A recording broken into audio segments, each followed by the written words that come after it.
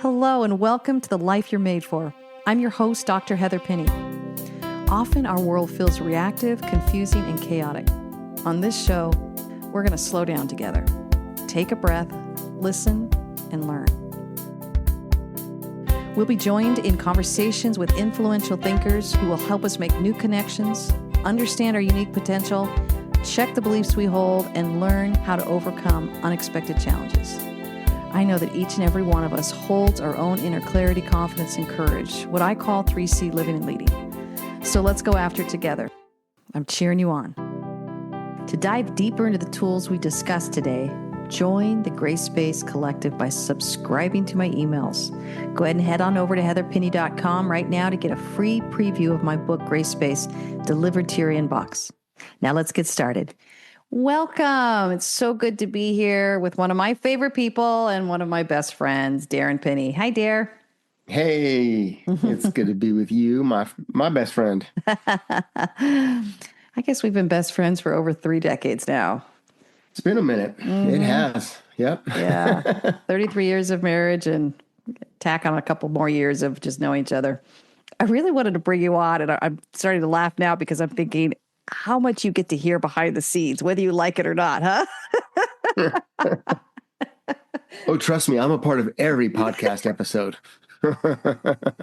Might be over dinner. It might be between clients or conversations. But Darren is really a trusted advisor in my life too, in the work that I do. And when I need to run things by him, in the conversations I'm having, and the clients that I'm working with, and in the podcasts that I'm doing, and the guests I'm bringing on, he's behind the scenes helping me think out loud, really what fits my authentic style, my authentic voice, and my authentic leadership. So he's a huge part of my growth and my evolution. And I'd love for us to talk about what's happening in an ever-changing world. And I think it was this idea that we work hard. We're very intentional about anchoring ourselves in an ever-changing world. And we're very aware that the world is constantly changing around us. And even raising 2 kids in it, they're 21 and 23 right now, and helping them navigate an ever-changing world, and helping them navigate a world that's changing faster than the world that we grew up in. Mm-hmm. So I think change is such a huge part of just the world we live in now, but it's also a huge part of our conversation and really in the work that we do. You're in your work with estate planning, with donors, and with helping people really look at end-of-life issues, me with my work with clients, and both of us really with our passion for leadership development and supporting and serving people who are trying to make a difference in this world, trying to move humanity forward. So I guess that's why I want to jump in. I think before I do, can you just remind a little bit of the audience of who you are and what you do? Oh, sure. Yeah. Well, yeah, you referred to estate planning and donors. Yeah. Professionally, what I do is I contract with nonprofit organizations, and I get to provide estate planning services to their constituents. Sometimes it's their donors, long-term employees, folks who might want to potentially give some things at the end of their life to their kids, but realize, there's also going to be taxes, or maybe they don't have kids and they're like, I don't know where to leave things. And many people either mitigate taxes or just purely as an expression of what's important to them want to give to charity. So I help folks structure those gifts, put them together in their estate in a way that reflects their values. And that's my work. Been doing this for many years, really enjoy it, and consider it a sacred journey to get to talk to folks about end of life and deeply held values all together.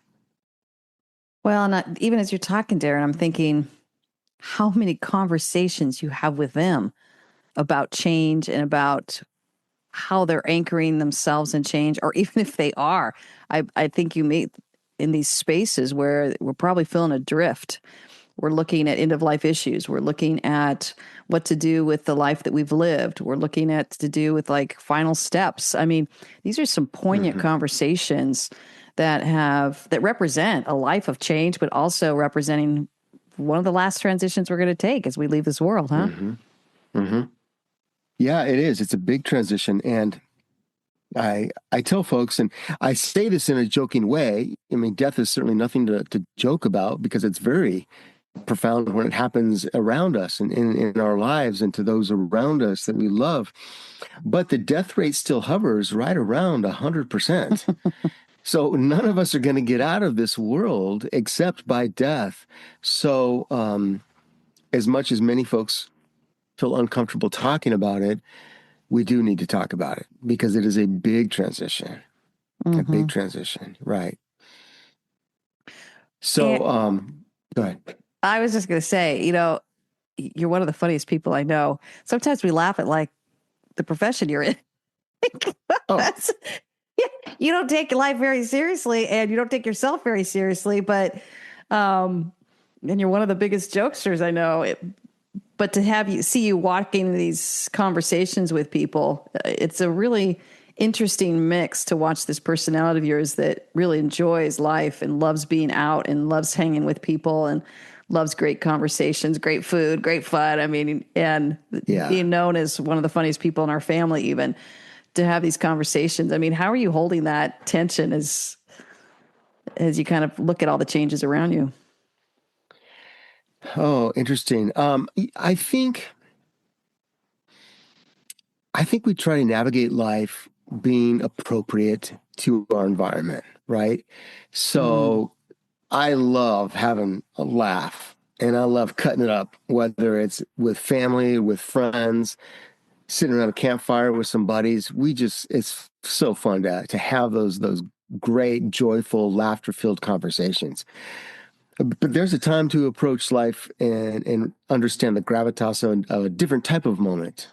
And whether that's talking about something hard, a challenge, the status of our current world that can feel heavy, mm-hmm, or it's a serious topic like death mm, and estate planning. It's being appropriate to the moment. And that phrase, if you give a boy a hammer, the whole world looks like a nail. It's that idea that when we get competency in one area, that we go around all of life with that core competency.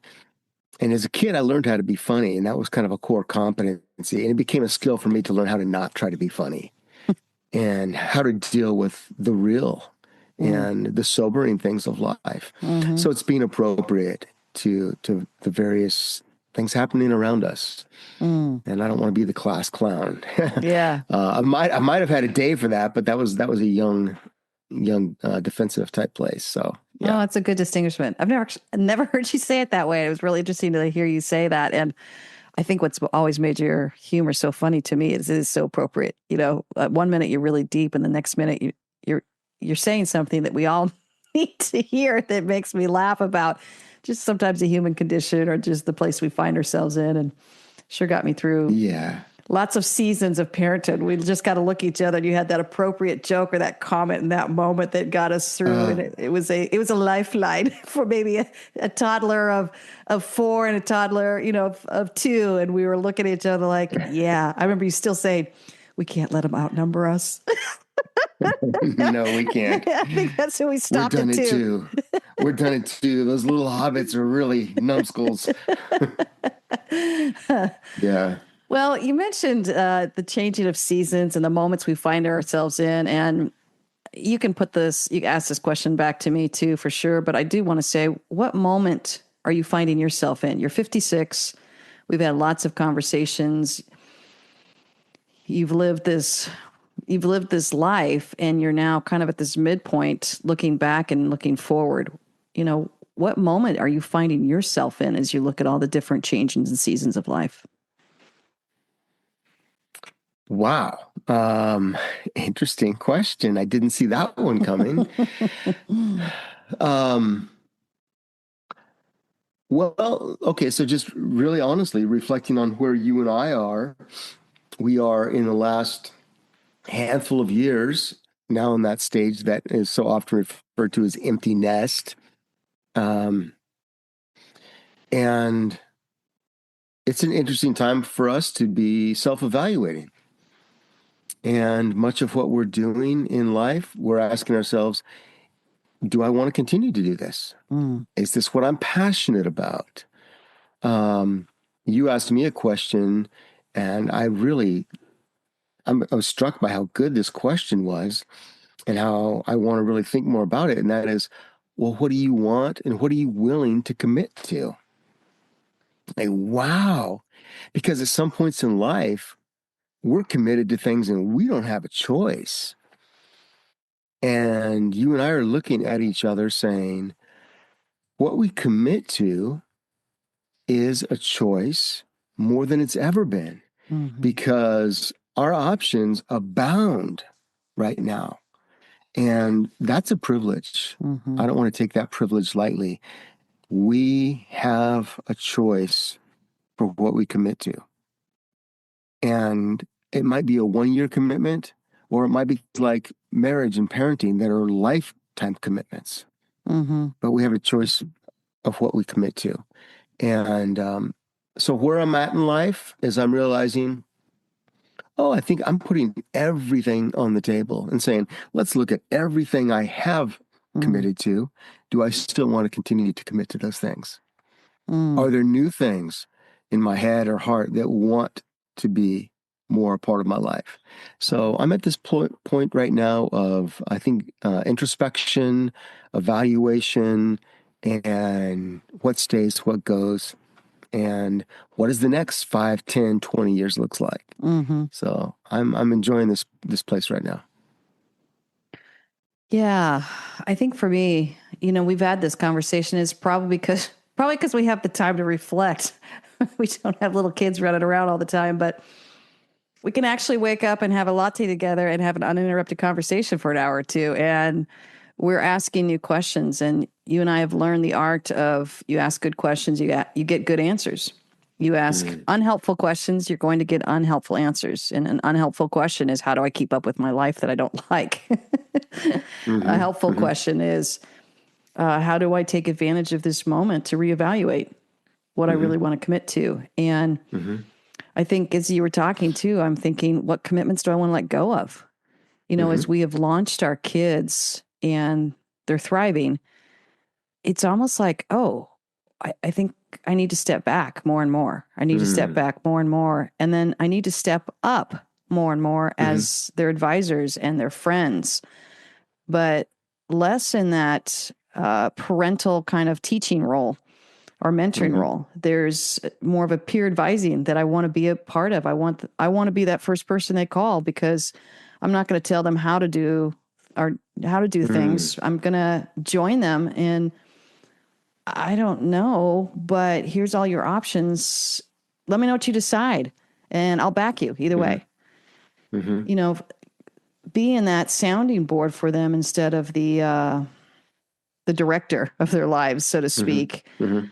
That's one area too where my commitments are really shifting and Yeah. the joy and sometimes the pain of letting go of it was so much easier when I just told them, bring a jacket, take your vitamins because I said so. I'm your mother.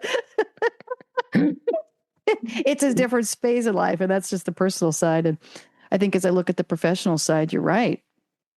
I mean, how many years have we worked really hard and it was just this gratitude that we had all the opportunities we get to have. Mm-hmm. And now we have multiple opportunities and they're all great. We have to start picking and choosing, what do I have the energy for? And one of the Mm-hmm. questions I'm really asking more and more is, what brings me joy? As Mm-hmm. I'm looking at the options in front of me, it's not about can I do it and do we need for me to do this for our family? Mm-hmm. Mm-hmm. It's a totally different question. I don't know. Does this Mm-hmm. sound fun? Mm-hmm. Is this the best use of my experience, my passions, the purpose that I feel called to? Mm-hmm. I have the luxury, to your point earlier, I have the luxury of asking that questions. There was times when it was like, you're just in the front row with your hand up saying, pick me, pick me. We need the Mm-hmm. money or we need we need the consistency or we've got bills to pay. We've got kids we're trying to raise. And to be in that new space is requiring us to ask new questions. Mm-hmm. Yeah. Yeah. Yeah. Absolutely. Um, I'm going to pivot a little bit with a question for you on this.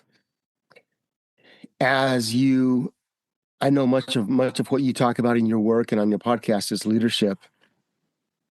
As you lead and find yourself leading various things, all the way from leading your children, like you were just referring to, who are now adults. They're still your children, but they're young adults. Leading your adult children in life and the various things that they still look to us for. Leading clients, leading meetings, leading a team. Um, the world we live in some ways, has gone mad. It's a world that has never had, in my life, higher levels of short fuses. It's a world that is easily angered. It's a world, as we speak currently in this moment, that has several global type wars and conflicts happening. It's a world with many unknowns in the economy. I mean, it's kind of like a house on fire right now. Hmm. So as a leader and one who advises and coaches and leads leaders, how do you speak to people about leading in this moment? Because we don't want to lead like the world and the house is on fire, and we don't want to lead people in a panic, but how do you lead Mm-hmm. people in this moment, in this season? It makes me think of a conversation I was just having yesterday with the vice president of this company. And boy, he's working hard, working so hard. And we've spent the majority of our time talking about his team, talking about his people. But he was struggling personally. And he confided that in me. He's like, I'm struggling with keeping up with things. I'm struggling with enjoying my job. I'm struggling. Mm. And I remember us just saying, okay, it's time to pivot to you. Mm. That feels very selfish for a servant leader to do. And that's pretty much who I work with. These just amazing servant leaders. So funny enough, I have to be the advocate that says enough, enough at looking at all your people. I'm going to probably be the only voice in your life right now that says, this is your moment. This is your time. This is your conversation. We need to start really looking at strategically, what are you doing in your life to refuel mind, body, heart, spirit? I mean, the holistic piece. And it was a shocking moment because, and I remember him saying, what are you doing? Why are you doing this? And I said, because I care and because I can see what's going on.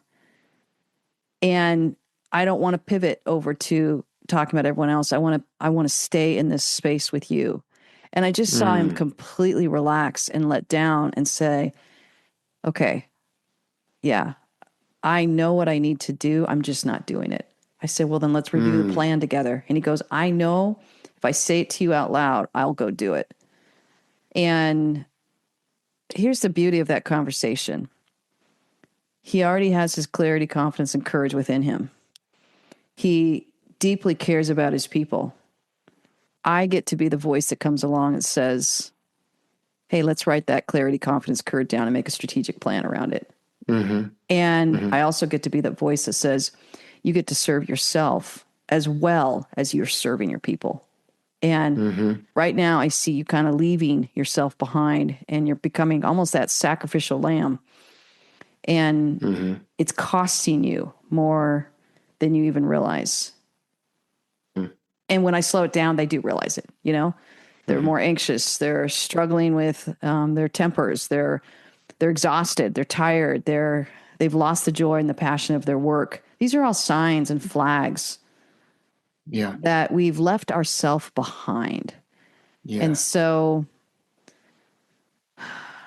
it's the shadow side of these amazing leaders that deeply care for their people. And we all do it. All my fingers pointing back.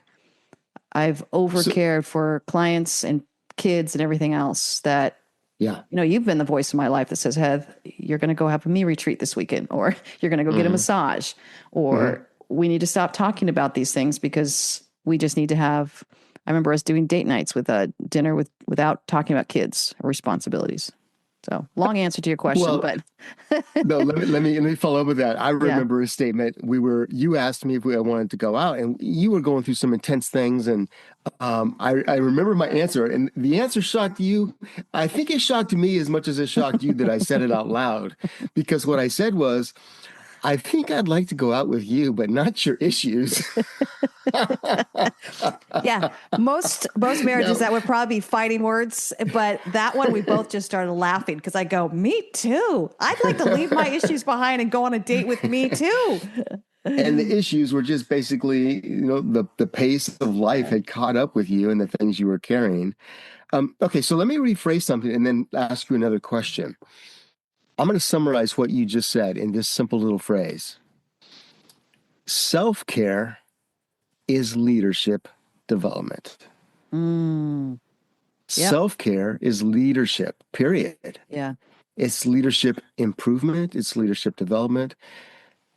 And here's my question with that. Why is it so hard?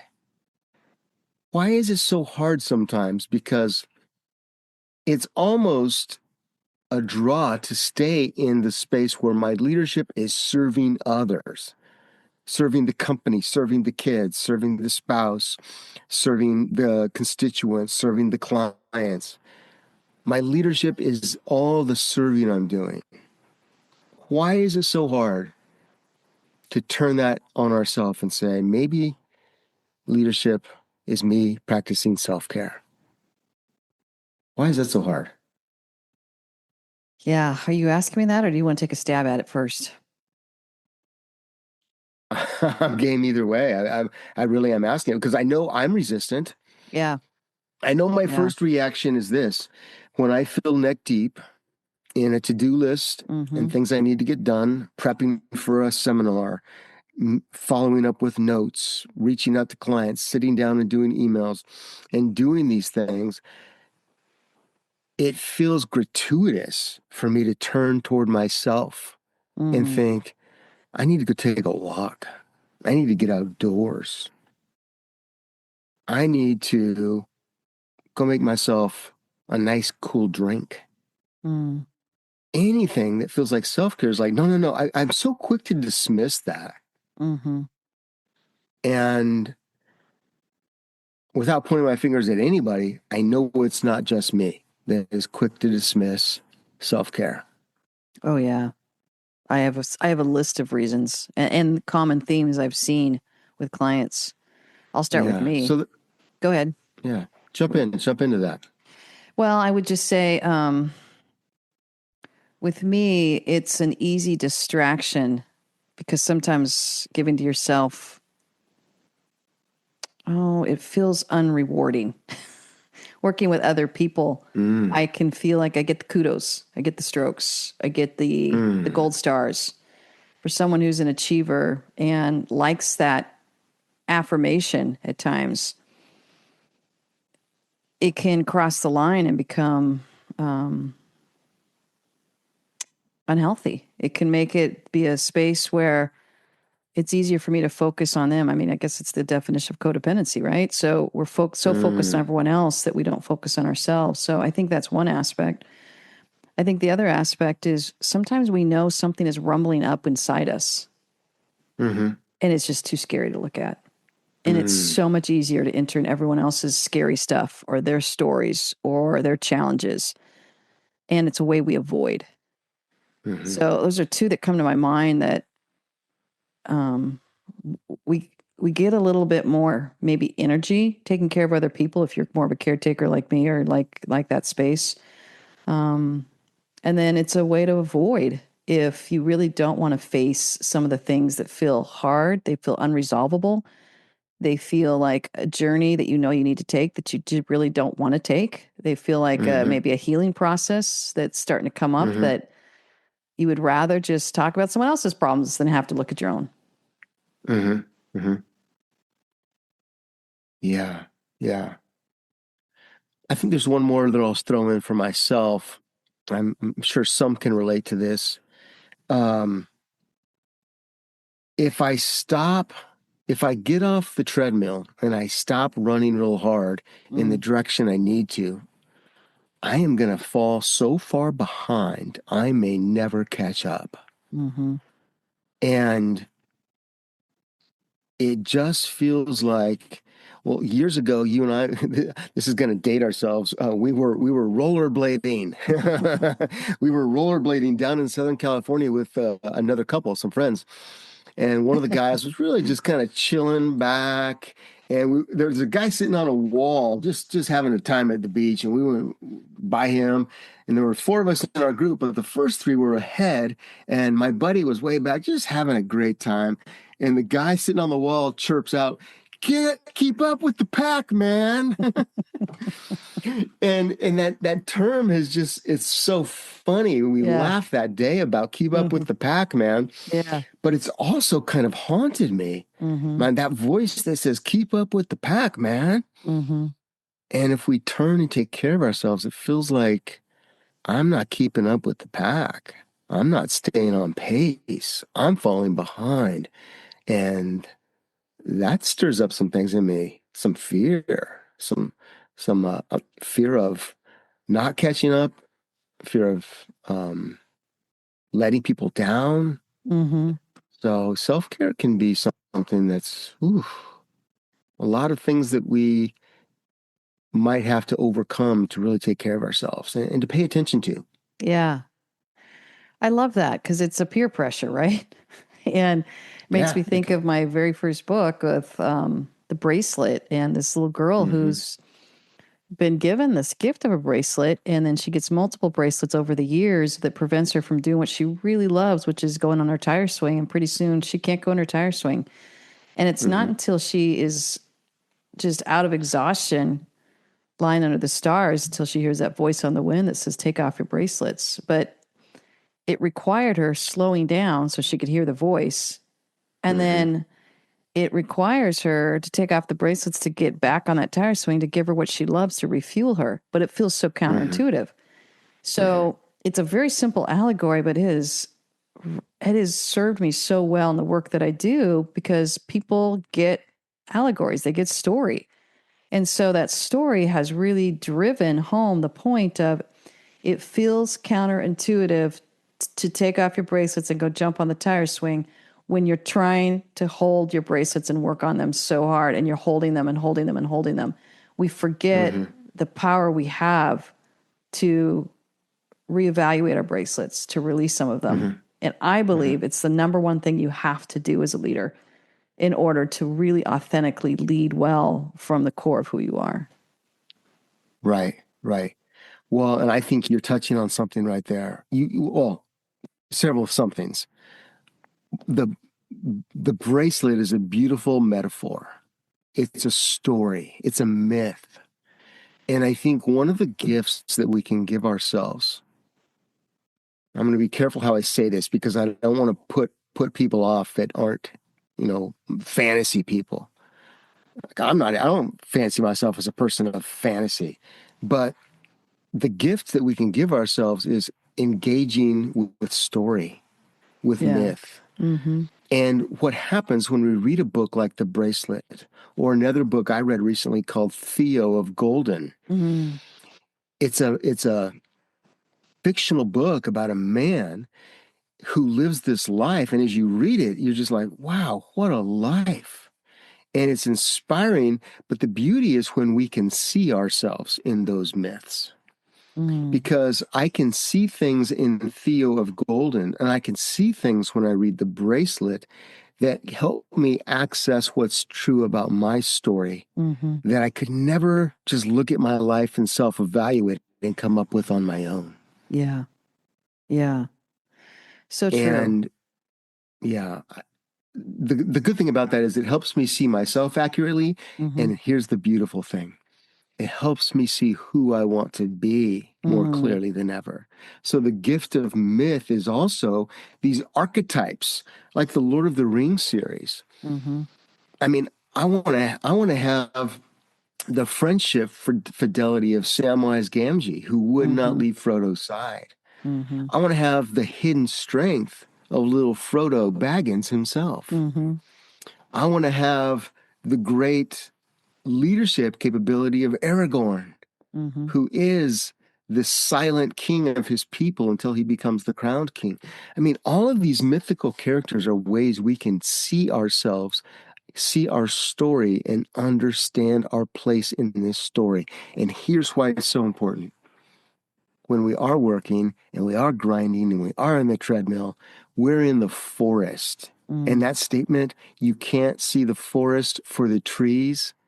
When we're on the treadmill, all we know is the trees right in front of us that we're dealing with. Okay, deal with that tree. Then the next tree. And we don't realize that we're in this beautiful forest. It's actually a part of another greater ecosystem.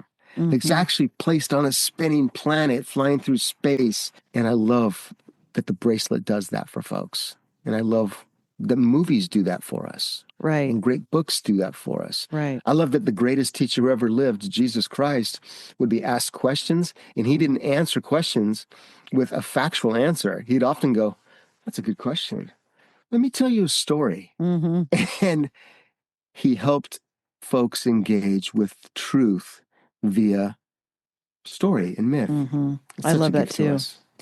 Well, and it makes me think too, just of this thread that we're talking about of an ever-changing world. What are your anchors? And this idea of story, whether it's through scriptures and the voice of Jesus Christ and what he has shared, thousands of years ago that is still relevant today, or whether it's the book, The Bracelet, that I've written, or whether it's Theo of Golden, which we both enjoyed that book. And recently we sat down and watched the series of The Lord of the Rings. I'm seeing that story has been a really grounding presence for us that reminds us that no matter how many times the script kind of changes, so to speak, in this world, there's always a hero. There's always a villain. There's always a challenge to overcome, and that we're always going to get tested. And are we going to rise to the challenge, or are we going to fail? And I think that's what we like about these stories. It's like, oh, I hope I'm like Theo. I hope I'm like Gandalf or Frodo. I hope that when I am tested, like Aragorn was tested, I rise strong. I hope that the bracelet, I have the courage to take some of these bracelets off and have the daring boldness to go jump on a tire swing. I think it calls to our longing when we live in a very responsible world of tasks and to-do lists and to achieve and results to get and bills to pay and kids to take care of and clients to meet and all of these different things, businesses to grow. I could keep going on and on. Story can be a very anchoring piece, and yet it almost feels counterintuitive. I can't go get lost into a fantasy world. I can't get lost into a fairy tale. There's nothing for me there. We even have quoted The Matrix, where we watched that, 20 years ago? I don't even know how old it is now, but it was decades, it feels like. And we're like, we want our home to be the Nebuchadnezzar. We want our home to be a safe refuge. Whoever comes in from this crazy world, the moment they walk into the Penny's home, they feel cared for. They feel loved. They feel seen. They feel valued. They feel like a respite, a space of peace from all the chaos. Yeah. That's beautiful. And to pull up and to see things more accurately and using the gift of story and myth to do that has been very powerful for me and for others around me. It's come up, and I love the context that gives us in the midst of our daily grind to get caught up in something that gives us more clarity on the reality of our world. It's very powerful. I'd love if you feel comfortable sharing, because I know you read that book with some of your buddies, your best buddies. And I literally said to you, I go, I'm kind of surprised you're seeing this book with so much value or relating to it so much, because I'm used to you reading like the, I don't know, the big adventures and the outdoor guy and the shoot 'em up and, the hero and all that stuff. And I was like, wow, this guy is a pretty mellow dude, kind of coasting through life and has a very loving, gentle, kind agenda to serve humanity. Almost like the Mother Teresa of our day. And it was neat to see all of you guys love this story and talk about it. And I'm just curious, what do you think was behind that? I think the character that's developed in the book, Theo of Golden, is a gentleman who calls himself elderly. So he's not young. He is he is very seasoned. He's been through tragedy, heartache, heartbreak. And yet he's somebody that if you or I met, as he did with everybody in this story that he encountered, was somebody he improved their life Mm, by his presence, by essentially being who he is. He was a very positive contributor to society by being fully alive and present to those around him. And he was comfortable in his own skin. mm, Theo knew how to navigate life, how to deal with a mentally unwell homeless woman, mm, how to deal with an egoist businessman, how mm, to deal with a striving artist, mm, how to deal with a deeply internally wounded veteran. Theo just navigated relationships with kindness, warmth, acumen, skill, boundaries. I mean, who doesn't want to spend time with somebody like this? So kind of there's this character development, but the takeaway for me was we're all becoming something. Who mm, am I becoming? Am I becoming anything resembling this character, Theo? I sure hope so. I I deeply hope so. That is an archetype of many of the things I want to be mm, and want to become, especially as I continue to age. And I'm probably about 3 decades behind where Theo was in the book in terms of age. mm-hmm, But boy, I want to become that, mm. to be that type of person. That's beautiful. Your heart just burns hearing about this life he lives, and like, oh man, what a gorgeous influence and impact he was on the world. Mm, And yeah, so I think that's how the book captured me and these other men that, funny enough, we get together regularly, but we have never read a book together. So we laughed and said, oh my gosh, guys, we've become a book club.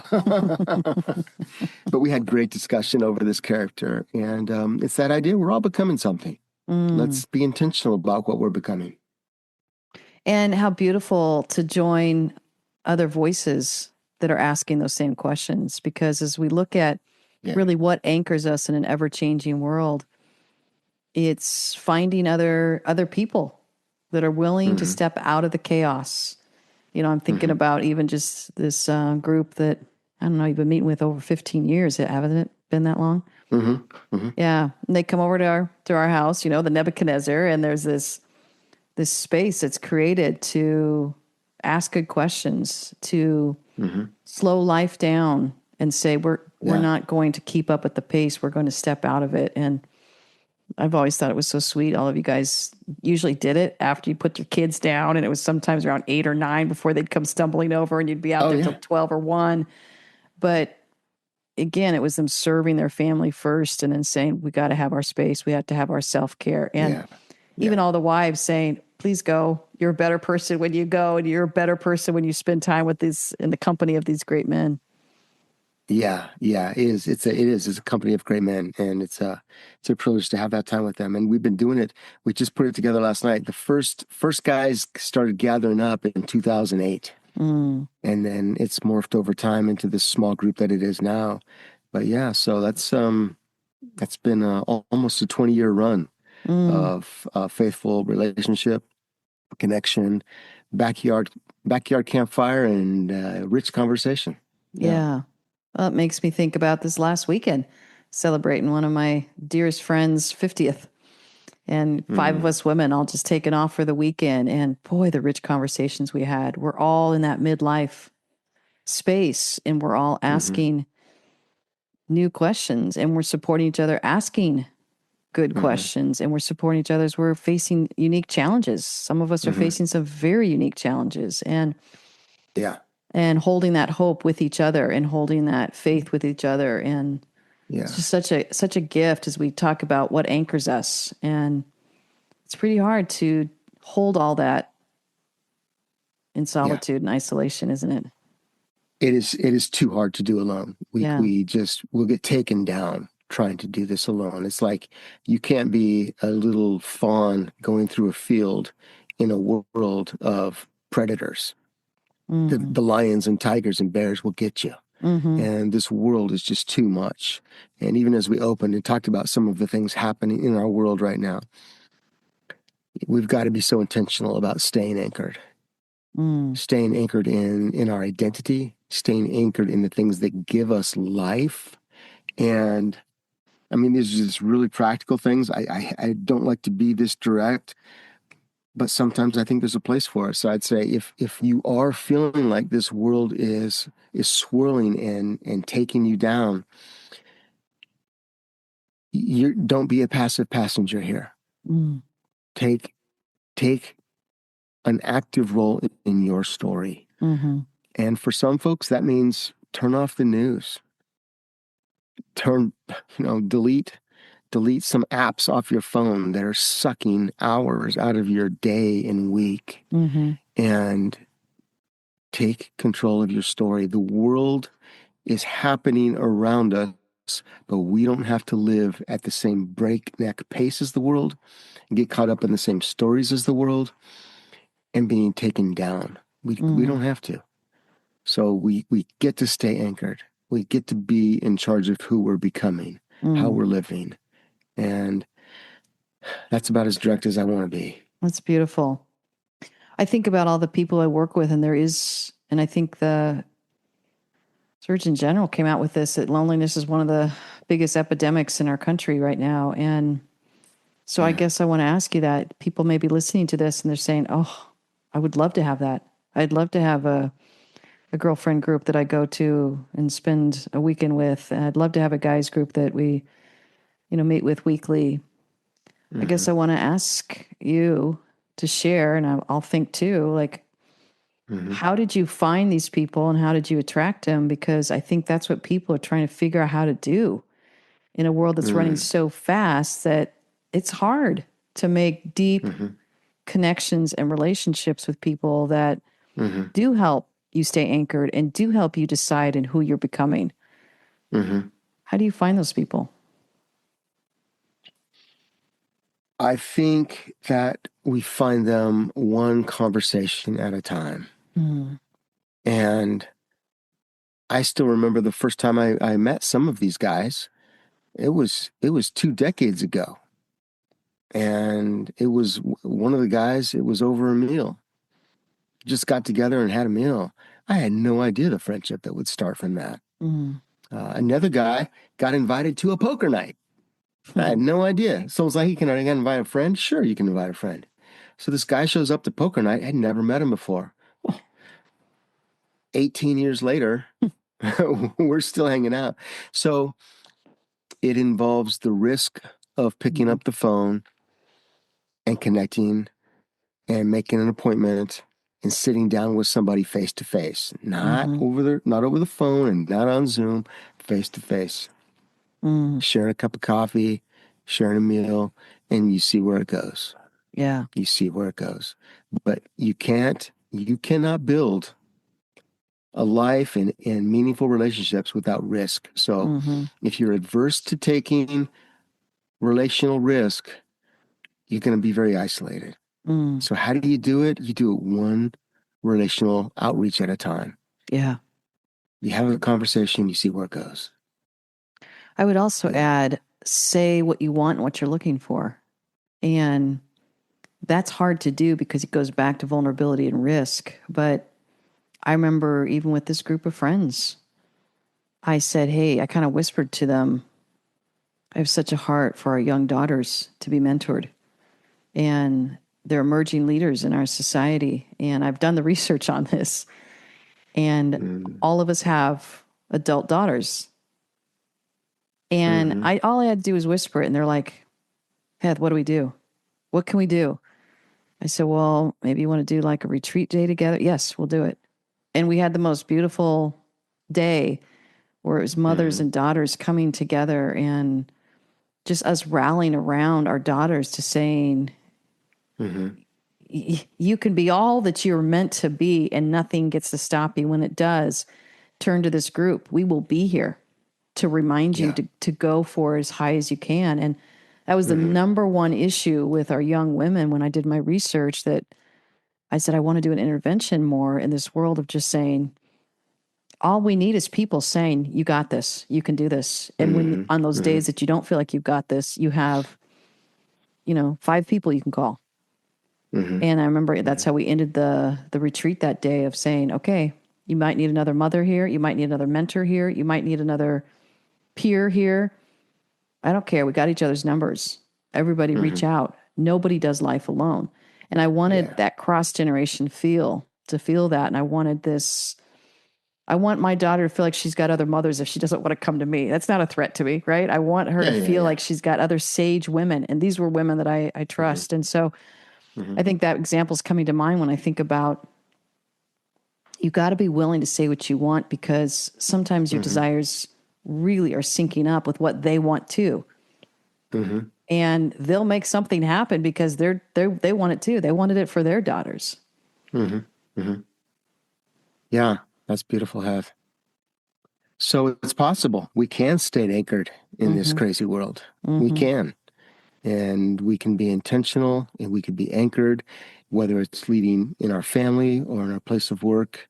We do not have to be taken a victim to the pace of the world, the worries of the world, and the craziness of it all. Mm-hmm. We get to be in charge. That's beautiful. Yeah. Well, as we wrap up, Dare, it's been a wonderful conversation. I feel like we were just sitting on our couch in there with our lattes, like we like to do in the morning, anyways, and talking about what we normally like to talk about, which is why I wanted to bring you on. I think we've worked hard to anchor ourselves. We've worked hard to find people that anchor themselves.